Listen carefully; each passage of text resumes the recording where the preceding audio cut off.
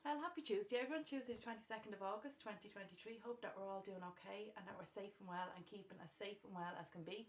Get well soon to those that couldn't be with us this week and those that are on holidays. You know the drill. Enjoy. So this week's talk aside, why am I so tired? Have you ever asked yourself that question? Why am I so tired? So sometimes we say, oh, I have a busy life, I don't really sleep that much, and we just think that it's okay to feel tired all the time. It's actually not. So if you have a period of longer than 3 months that you have this constant feeling of just being tired all the time or just being absolutely exhausted, then I would like you to go and talk to your doctor about it, because it's not right to feel tired all the time. Life is not about feeling tired all the time. Unless there's certain factors there, obviously, but if it goes on for a period of longer than 3 months, we really need to get it checked. So up first it says stimulating sleep environment. So how we sleep, the environment that we sleep in. Remember that we are a product of our environment. So like that, when you go into, if you have the opportunity to stay in a hotel or an nice B&B, or maybe stay in someone's house and it's just a really inviting room, then we have a better sleep. Sometimes you walk into a hotel room and say, can't wait to fall into that bed later on, because we know that we're going to have a solid and sound maybe night's sleep, or maybe even a little nap in that bed. So like that, it could be an overheated room or an underheated room. So again, the way the temperatures are at the moment, we just need to make sure we're maybe wearing the right pyjamas, have the right sheets on the bed, because there's nothing worse than tossing and turning all night if we're too hot or maybe if we're too cold. Too much or too little noise. So it's not good to have a really quiet room, because like that, maybe a dog barking, a car door being closed, a house alarm going off, maybe an airplane. They're all things that can have us, that we could jump startle awake. So like that, it should be a little bit of noise there. So I noticed from having the kids, we had the white noise machine, and that's really a noise that is recommended the world over, but it could be the sound of the sea, it could be the waves. So that little noise, you might even look into that on YouTube and see how you go. I've noticed that we are having a much better night's sleep as adults, and if it's not on for the kids, they don't sleep as well. A phone beside your bed. So really 2 hours before you go to bed, there should be no screen time. So like with kids, no screen time, or else that should be really limited. So like that, the blue hue that's on the phone, that's a stimulant for the mind. We might say we put it on dark mode, but really if we're on social media or reading news or different things, it's not good just before we go to bed, because if it's bad news or if it's good news, it can play in our mind throughout the night. So that's probably something that I would like us to work on. Next then is if there's clutter in the room, so maybe there might be a pile of ironing, there could be clothes that has to be put away. Not to have that in your environment, in your sleep environment. That is your sanctuary, that's where you're going to rest. Sleep is one of the top 5 points for weight loss. That's why we're talking about this week. Number 2 then is caffeine or alcohol consumption, especially if it's late in the evening.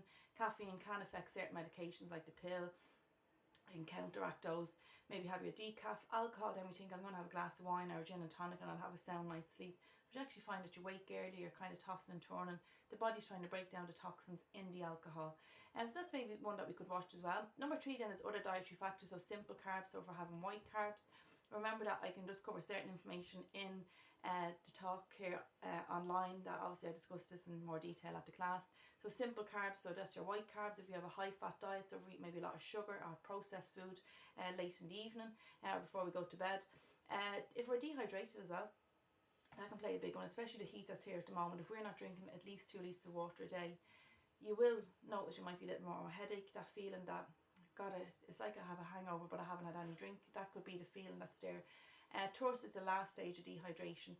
Other factors in there could be food allergies and intolerances to certain food. Listen to what your body is saying. If a food or a drink doesn't agree with you, your body will let you know, either through heartburn, different ways the body will let you know. You might get a headache and different things. So listen to what your body is telling you.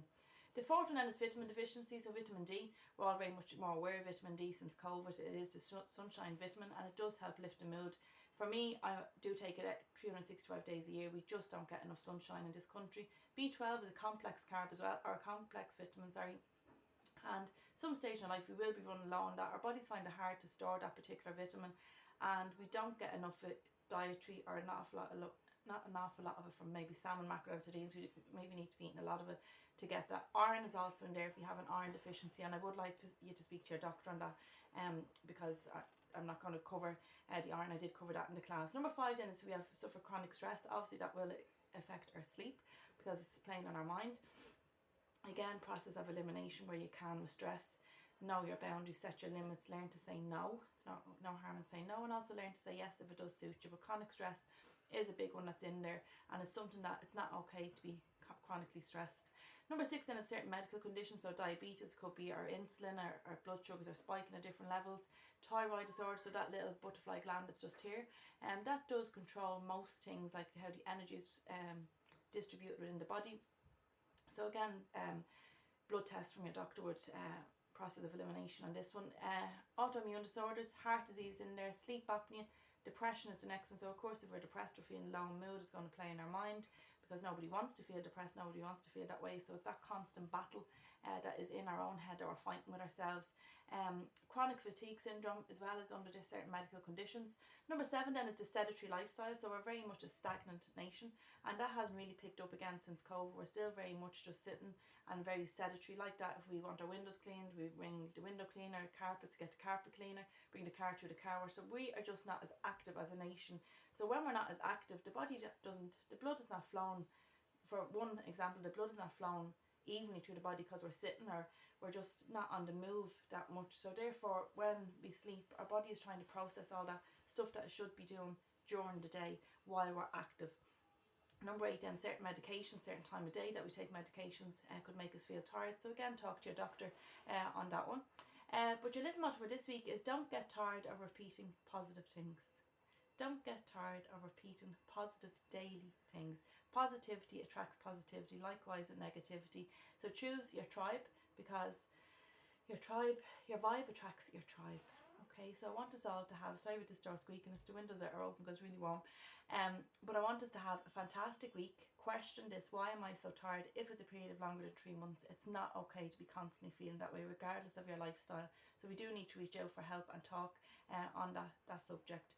But I hope that we all have a great week. One more weigh-in left of August of 2023, so let's make it a good one. We're doing absolutely fantastic weight loss.